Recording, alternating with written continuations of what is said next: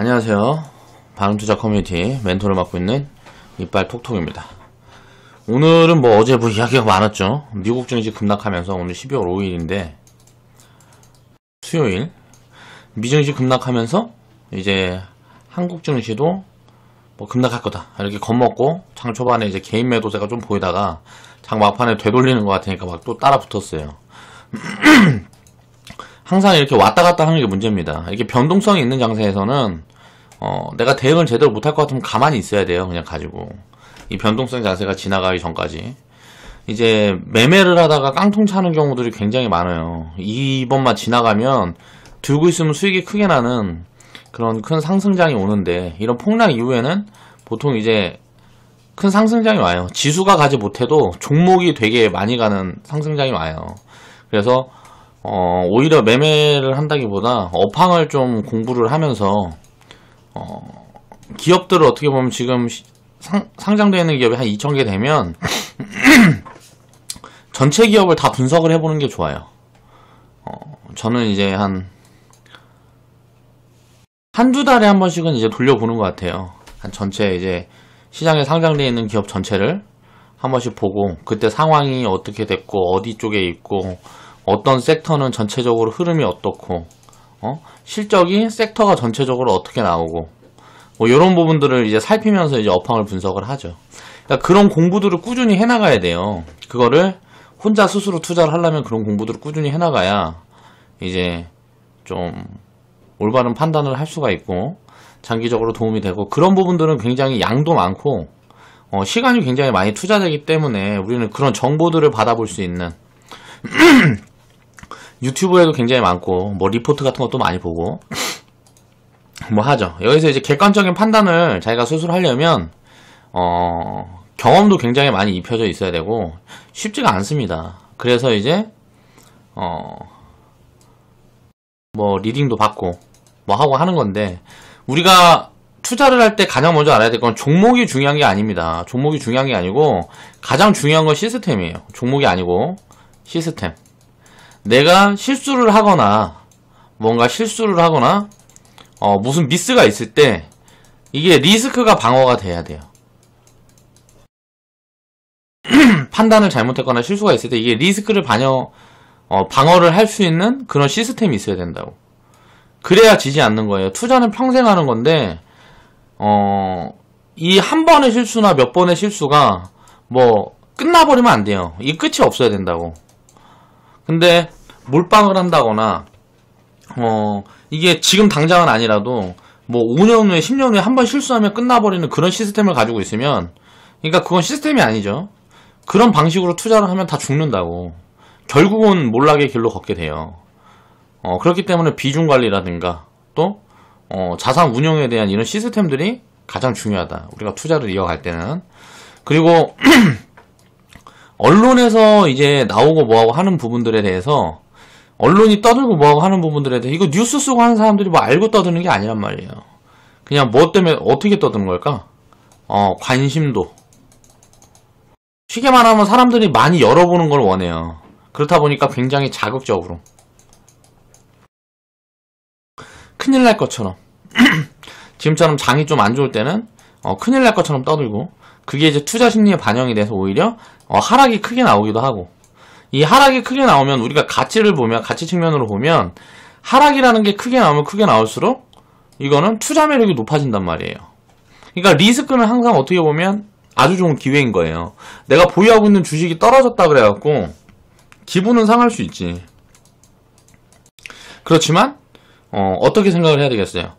더 큰 수익을 볼 수 있는 기회니까 더 좋은 종목, 더 많이 갈 수 있는 기업이익이 굉장히 많이 늘어나는데 주가가 빠진 거, 이런 지금 같은 경우 보면은 이제 왜곡이 벌어진 기업들 그런 종목들이 굉장히 많습니다. 요런 걸 찾아내는 작업을 해야 됩니다. 자, 오늘 해볼 이야기는 이제 항공주는 유가가 빠지면 오른다. 대부분 다 이제 이렇게 생각을 하죠. 이건 굉장히 단기적인 포지션이란 말이에요. 그러니까 유가가 빠지면 왜 오르겠어요? 이 항공주 투심이 좋아진 이유가 뭘까요? 항공주 투심이 좋아진 이유가 뭘까? 항공주 투심이 좋아지는 이유는 유가가 이렇게 빠지면 예를 들어서 비용이 줄어드는 거잖아요. 비용이. 그쵸? 자, 수요와 공급 논리를 봐야 된다고. 우리가 투자를 할 때 수요 공급. 우리가 항공주를 투자한 이유는 간단해요. 이 항공주는 한류. 한류로 여객 수요가 증가할 거다. 여객 수요. 여객 수요가 단기적으로 증가하겠냐고. 굉장히 장기적으로 증가하겠죠. 이런 부분들을 이제 봐야 되고, 항공주가 또 버는 게 뭐예요? 물류.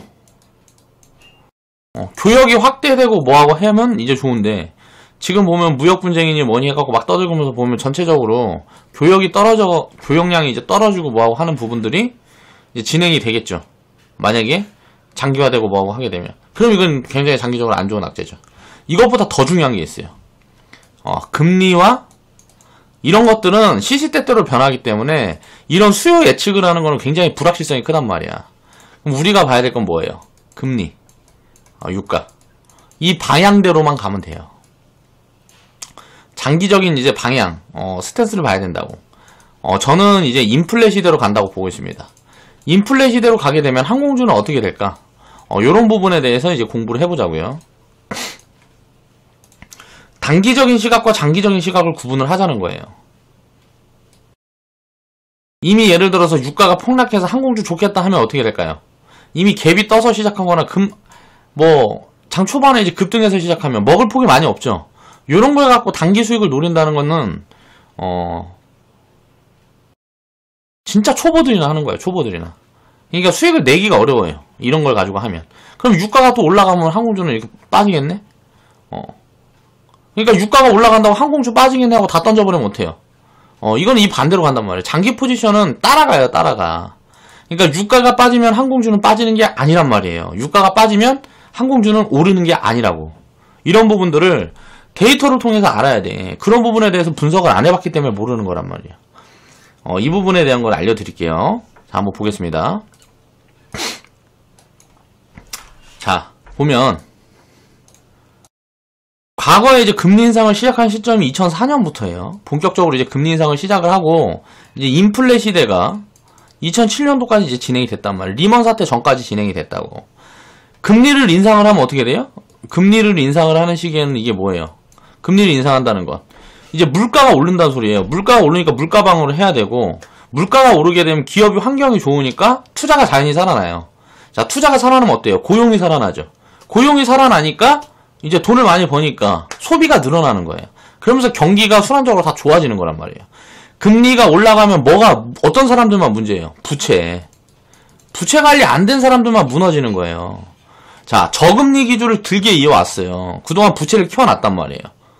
근데 어떨까요? 저금리가 오래 이어지면 돈 번 사람들은 누굴까? 현금 능력이 많이 있는 사람들이 싼 값에 이자를 내서, 예를 들어서 금리가 아무리 싸다 그래도 신용이 안 좋으면 어때요? 저금리 혜택을 못 본다고. 돈을 많이 들고 있고 신용이 좋은 사람들이 저금리 혜택을 보는 거예요. 그러니까 저금리 상황이지만 신용이 안 좋은 사람들은 부채 부담이 늘어나 있다고요. 그렇게 저금리 구조에 있다가 금리가 이제 인상이 시작되고 뭐하고 하면 부채 부담이 높은 사람들만 망하는 거예요. 그래서 금리가 인하되고 뭐하고 하면 또 부자들은 더 부자가 돼요. 금리가 올라가서 부담이 심해지면 어떻게 돼요? 부자들은 싹 갚아버려요. 그리고 현금 쥐고 있다가 금리가 다시 떨어지는 시점에 이제 뭐 부동산이든 뭐든 투자를 시작을 한다고. 그러니까 빈부격차는 계속 커질 수밖에 없는 거죠. 그러니까 저금리가 우리가 서민들이 생각할 땐 지금 당장으로 보면 좋은 것 같지만 이게 좋은 게 아니라는 걸 깨달아야 된다고. 그러니까 금리가 올라가면 어떻게 돼요? 물가가 자연히 오르겠죠. 자, 유가예요, 이게. WTA, TI. 자, 이제 유가 흐름을 딱 보면 금리가 이거랑 똑같은 그림이라는 거예요. 주가도 우리가 보면 인프라 관련주라고 하죠. 금리랑 연동성이 딱 있는 섹터들이 있어요. 연동이 되는 섹터들 뭐가 있을까요? 이걸 알아야 된다. 건설, 철강, 또 뭐 있어? 대표적인 게 금융, 뭐 이런 식으로 있어. 인프라 관련주, 그럼 이제 인플레 시대에 가면 건설, 철강, 금융이 또 좋겠네? 근데 이제 건설 같은 경우는 이제 봐야죠. 이건 뭐예요? 건설 같은 경우는, 해외 건설은 굉장히 좋겠죠. 그럼 대형주들이 좋다는 거야, 대형주. 중소형주는 어때요? 이거는 한국으로 국한돼 있잖아. 한국은 인프라를 더 이상 확대할 게 없어요. 그러니까 대형주들은, 이게 인플레 시대가 오면 전 세계적으로 인프라 투자를 확대를 하기 때문에 이제 해외에서 수주를 받아서 운영하는 건설사들은 좋을 수밖에 없다고. 대형 건설사들을 그런 흐름으로 봐야 돼. 이게 인플레 시대로 진행이 될 거다. 이렇게 예측을 하고 있는 사람들은 대형 건설사들 중에 추려가지고 보면 된다고. 근데 국내 건설사들은 어때요? 그거는 이제 우리나라에 국한되어 있는 거기 때문에 우리나라 부동산 경기가 안 좋아지면 좋을 수가 없어요. 그런 부분들을 알아야 된다는 거고. 철강 같은 경우는 자, 조선 지금 이제 업황 올라가고 있고, 자, 자동차가 이제 아직은 안 좋죠. 이게 업황이 이제 개선되는 흐름이 보이면 철강 쪽도 당연히 좋겠죠. 이 인프라라는 거는 철강 기업들도 수출 비중이 대부분이에요. 우리나라에서 돌리는 것들이 별로 없다고. 그럼 이 철강도 수출이라고, 수출. 결국은 인플레 시대가 진행이 되면 전 세계적으로 좋아지는 거예요. 저는 이런 흐름들이 진행이 될 거라고 보고 있다는 거예요. 자, 건설 같은 경우는 어때요? 중소형은 안 좋다고 그랬죠. 중소형은 X. 자, 철강 같은 경우는 중소형이든 대형이든 뭐 필요가 없어요. 다 그냥 좋게 보면 돼. 금융은 뭐야? 부동산 부담에 있는 은행만 빼면 돼. 은행 빼면 뭐 있겠어요? 증권, 보험. 전 이렇게를 좋게 보고 있다는 거예요. 이 인플레 시대가 도래하면 아, 얘네들이 좋겠구나라는 것들을 예측을 할 수가 있어야 된다고. 이런 것들은 공부가 돼 있지 않고 뭐가 안 되면 모른다고. 그리고 또 인프라 관련주들 중에 하나가 이제 뭐 무역에 관련된 이제 뭐 그런 쪽들도 좋다는 거죠. 이제 항공주 같은 경우는 보면 봐요. 어때요? 차트를 이렇게 연결해놔서 보니까 어때? 과거에 이제 금리 인상하고 유가 올라가는 시기 어때? 자, 항공주들 다 올라가잖아요. 이제 경기가 꺾이고 경기가 꺾이니까 어때요? 리스크가 터졌으니까 금리를 인하를 해야죠. 유동성을 풀어야 될 거 아니야.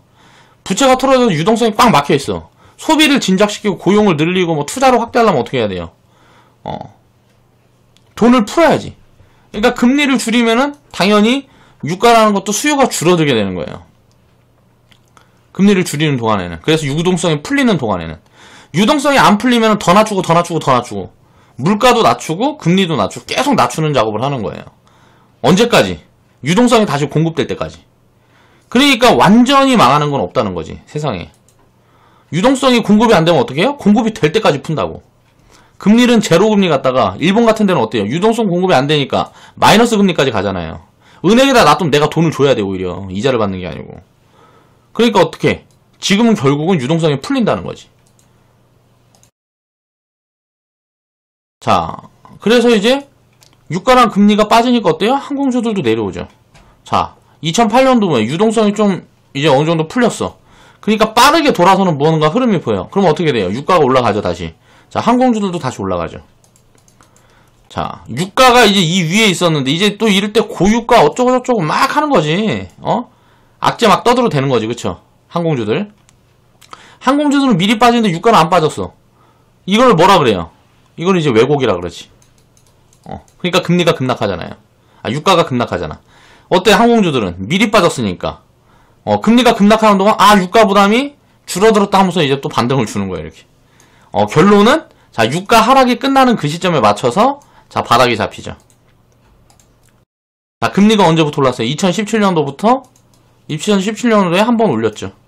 자, 2015년부터 금리 인하하다가 2017년부터 이제 옮기기 시작했습니다. 그리고 올해 또 한 번 올렸죠. 자, 여기에서 이제 동결을 하든지 금리 인하를 진행이 될지는 내년, 내후년에 모르겠죠. 그 부분이 지나고 이제 다시 금리 인상이 이제 본격적으로 진행되는 이런 구간들이 오면 경기가 굉장히 빠르게 회복이 될 거란 말이에요. 그러면서 이제 과거에 이제 뭐, IMF 이후에, 있었던, 인플레 시대가 다시 진행이 될 거예요.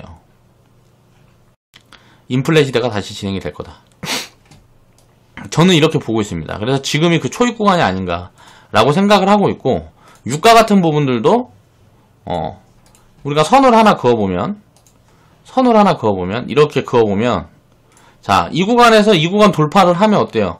저항선은 다 뚫리는 거 우리가 기술적인 걸로 보면 이제 이렇게 올라가서 한 100불 이상까지 이렇게 올라갈 수 있다는 거죠. 그럼 이게 물가가 급등을 하겠죠. 물가가 급등하면 어떻게 돼요? 금리는 당연히 올라가는 거예요.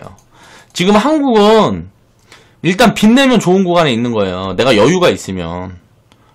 금리가 올라가기 전에는. 이제 금리가 올라가기 시작하면 이제 미래에 금리가 계속 올라갈 거 생각해서 부채를 줄이는 거고, 이 전에는 왜 그러냐면 우리나라 물가가 지금 한 2.6% 정도 됩니다. 제가 알기로는 그래요. 자, 금리가 1.7% 그래요.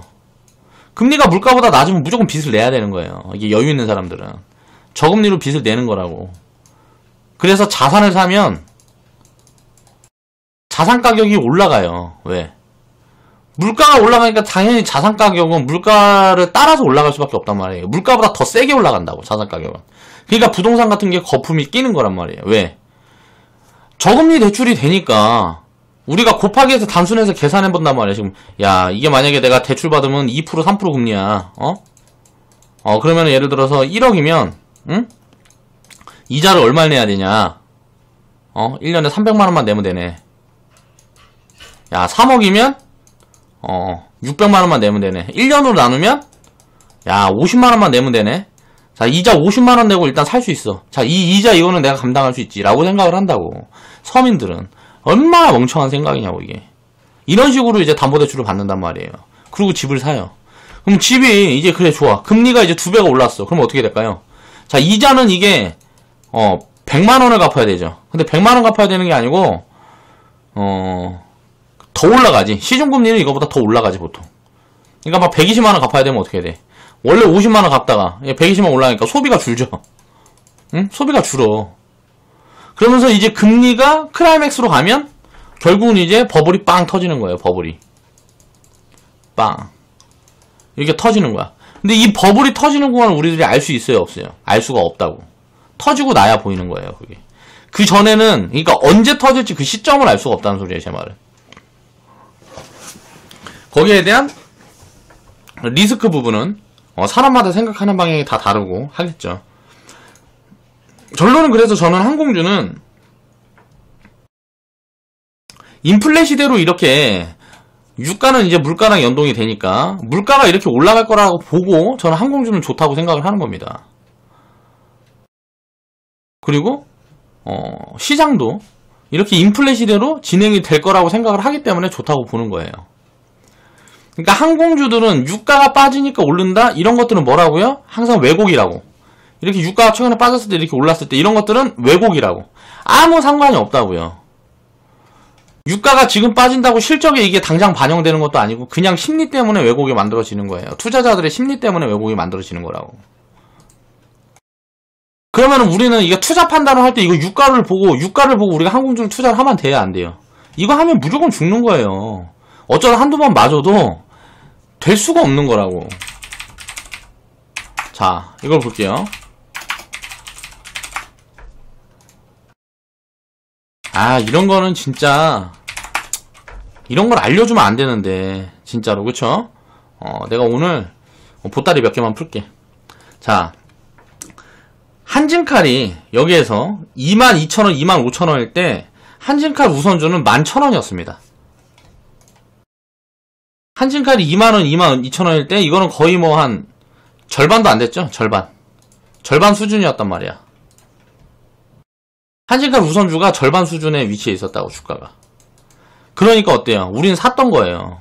이거는 지금 자리가 이렇게 있는데 이 왜곡이 되게 벌어져 있죠. 이 왜곡을 항상 생각을 해야 된다고, 투자자들은. 겁나 싸. 이게 뭐 때문에 이렇게 싸졌어요? 항공주들이 한진칼 이렇게 갈라 그러다 갑자기 이렇게 막 작살난 게 뭐야? 뭐 때문에 그래? 이게 뭐 때문에 그래? 조연아. 뭐, 조씨가문. 맨날 언론에서 이거 떠들어요. 이런 리스크들 나오고 어쩌고저쩌고 하면서 어떻게 돼요? 이 리스크가 나오니까 어떻게 돼? 이 리스크가 불거지니까 투자 심리가 꺾이죠. 자, 왜곡. 자, 기업 가치는 지금 3만원, 4만원 해야 되는데, 이게 만원에 있어. 기업 가치. 3만원. 근데 만원에 있어, 주가가. 우리가 13,000원에 샀으니까 13,000원에 있어. 자, 그럼 어때요? 자, 100% 이상 나오잖아. 그쵸? 갖고 기다리면 나온다고. 자, 증명해주잖아요. 우리가 산 데가, 자, 한신칼 우선주를 보면, 이건 이제 월봉이니까 일봉으로 보자고요. 자, 이걸 보면, 우리가 샀던 자리는, 여기에서 이제 뭐, 했고, 여기에서 이제 막 초시가문 얘기가 엄청 나왔어요. 요럴 때가 투자 맥점이라고. 이거는 이제 운이 좋게, KGCI, 뭐, KGCI. 여기서 이제, 경영권 어쩌고저쩌고. 하면서 단번에 올려버렸죠. 단번에 왜곡을 메웠어요. 이 왜곡을 메우면 어때요? 매력이 없는 거지, 이제 우선주는. 한진칼하고 한진칼 우선주하고, 예를 들어서 22,000원일 때 얘는 13,000원이었는데, 한진칼이 22,000원일 때 얘는 13,000원이었는데, 한진칼이 30,000원인데 얘는 28,000원이야, 지금. 그럼 매력이 없는 거지. 그래서 26,000원대 투자 경고 떴을 때 우리는 이제 일괄 매도를 했단 말이에요. 여기서 다 팔아먹고 치운 거예요. 과거에 여기도 마찬가지예요. 그 왜곡이 메워진 구간이었어. 그러면 어떨까, 이거? 또 내려와서 왜곡이 되게 벌어지면 좋은 투자 기회가 된다는 거죠. 자, LG화학을 봅시다. 2011년도에 굉장히 크게 올라갔어요. 58만원까지 올라갔죠. 자, LG화학 우선주를 볼게요. 자, 이거는 지금 이게 왜곡이 안 메워질 것 같지만 우리가 생각을 해봐야 돼요. 자, 올라갈 때 LG화학 우선주는 20만원에 있는데 얘는 50만원에 있어요. 자, 50% 싼 거죠. 빠질 때는 당연히 연동돼서 빠지지만 어느 정도 되면, 자, LG화학 우선주는 8만원에 있을 때, 자, 같은 자리에서 보면 얘는 30만원에 있단 말이에요. LG화학은 30만원에 있어. 얘는 8만원에 있는데. 그러면은 본주랑 괴리가 70%예요, 괴리가. 그럼 뭘 사야 돼? LG화학을 사야 돼? 우선주를 사야 돼? 우선주 사야지.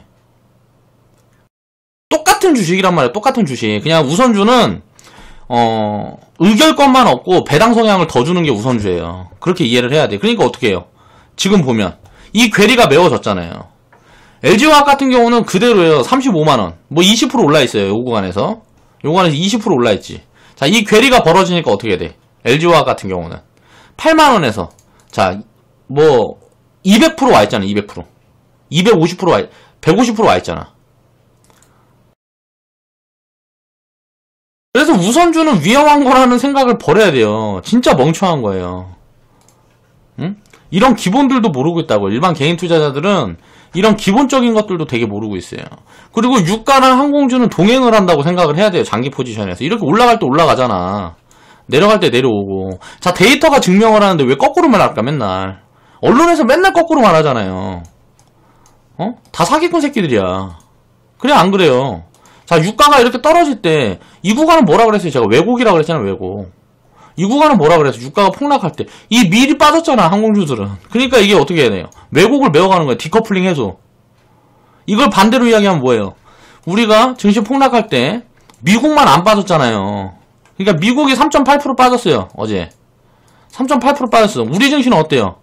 미리 반영을 해서 1% 반영을 했죠. 어저께 1% 빠지고 오늘 어떻게 됐어요? 오늘 1% 빠지고. 자, 미국의 절반 빠졌잖아. 미국보다 덜 빠졌네, 그쵸? 이 리스크로. 왜 그럴까? 미국 시장이 한국 시장보다 비싸니까. 근데 뭐라 그랬어? 우리가 생각을 해보자고요. 한국, 미국 가격 논리로 봐야 된다고. 이게 장 안 좋고 9월달, 올해 뭐 3월, 올해 6월달, 10월달부터 뭐라 그랬어?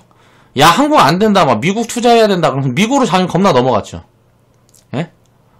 그러니까 이 디커플링이 어떻게 돼? 이 메워지는 구간에는. 여기에서 가장 쌀 때 사서 여기 비싼 거 사는 거라고. 기본을 모르니까 그래. 기본을 모르니까. 이런 부분에 대한 생각을 해봐야 된다는 거죠. 그러니까 뭐라고요? 자, 어떻게 항상 같은 내용으로 사기를 칠까? 수십 년 동안 데이터가 다 검증을 하잖아. 내가 거짓말하는 게 아니. 그림으로 보여주잖아. 이게 유가 차트라고. 맨 위에 게. 자, 올라갈 때 올라가고 항공주도 대한항공, 아시아나항공 올라가잖아. 자, 빠질 때, 유가가 빠질 때 빠지고. 자, 유가 올라갈 때 올라가고. 자, 유가 빠질 때 빠지고. 유가가 이제 올라가면 어떻게 돼요? 자, 항공주들도 올라가겠죠. 그럼 유가가 올라갈까 내려갈까? 여기에 대한 분석을 해야 되겠지. 유가랑 금리에 대한 거.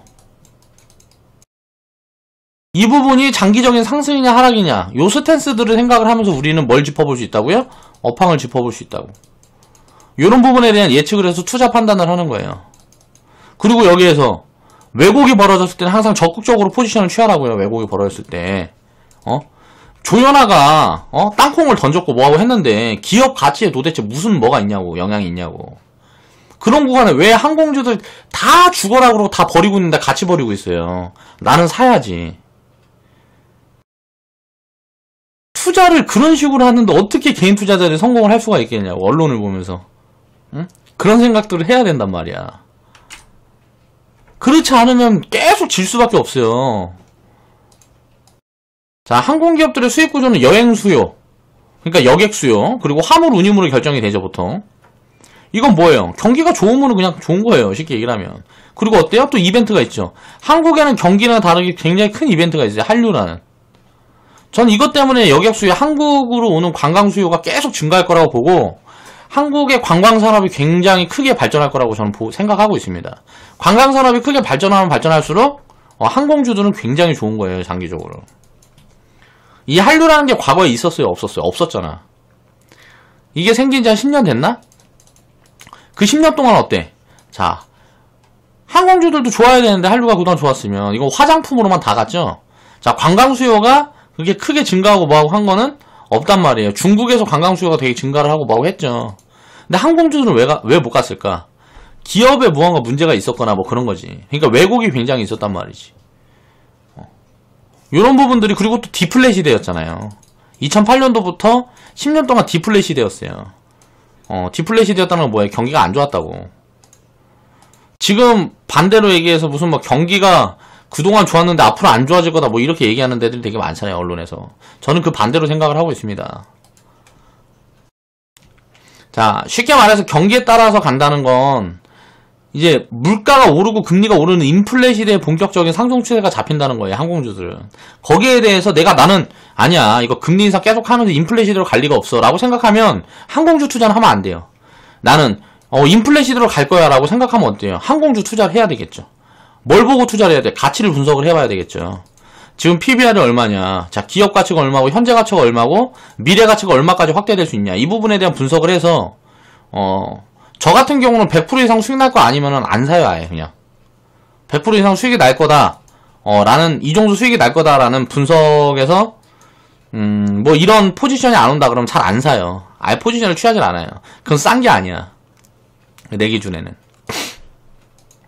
그러니까 이런 판단을 스스로 해가지고, 이게 인플레 시대냐, 디플레 시대냐. 난 디플레 시대다. 안 좋을 거다라고 생각하면 안 사면 돼요. 좋을 거다라고 생각하면 사야죠. 물론 항공주들이 쌀 때, 싼 걸 찾아서. 자, 유가가 빠지면 최선호주는 항공주야. 유가가 빠진다 그러면 최선호주는 항공주라 그래. 그쵸? 그러면 보자고, 우리가 전에 보자고. 야, 유가 빠지네. 야, 항공주. 야, 유가 빠진다. 항공주. 여기서 샀어. 대박이다. 야, 20%나 빠졌어.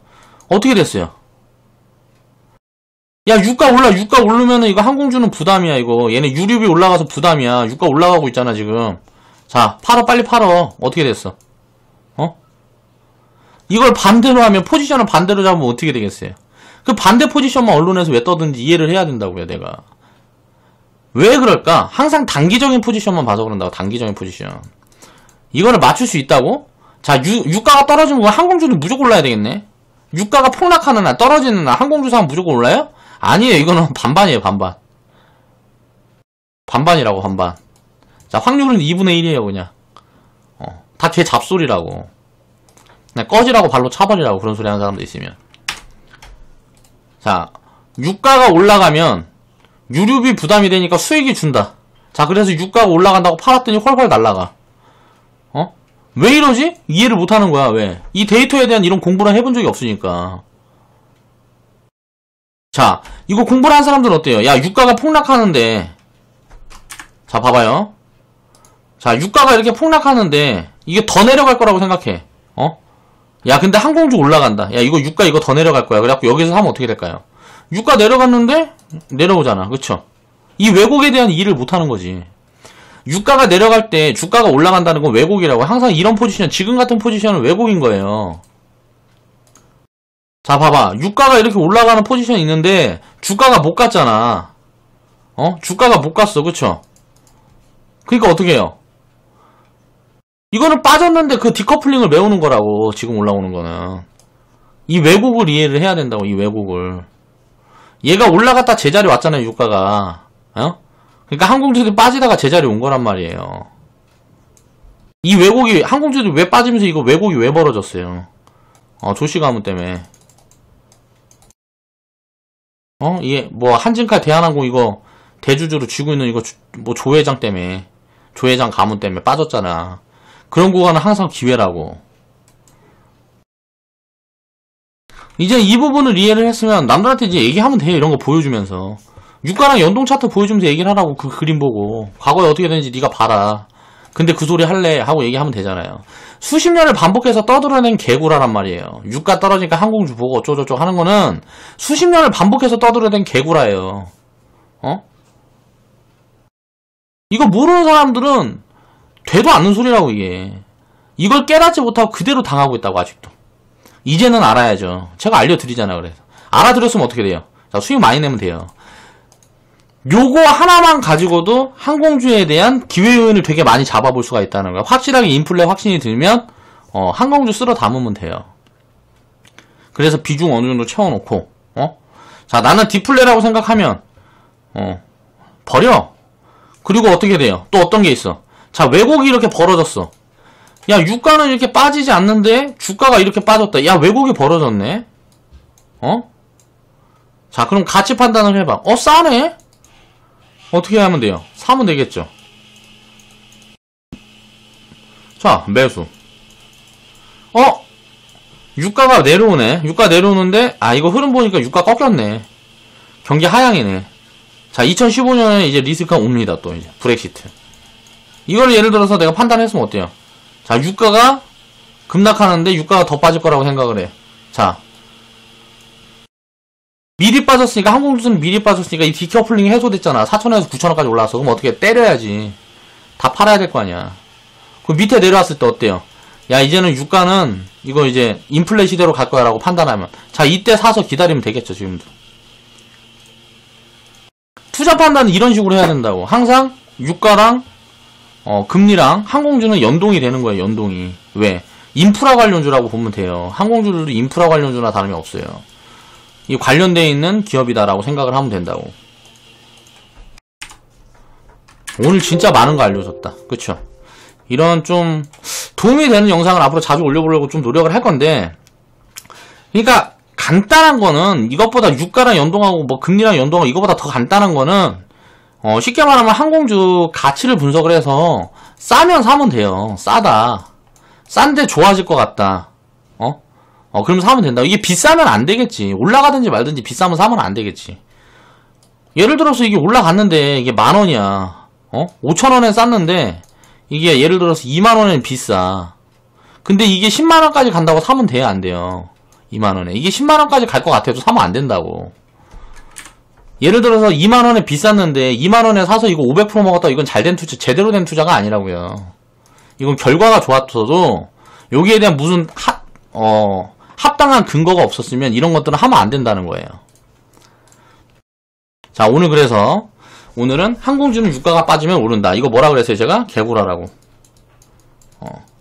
자, 오늘의 주제였습니다. 자, 오늘 영상 마무리할게요.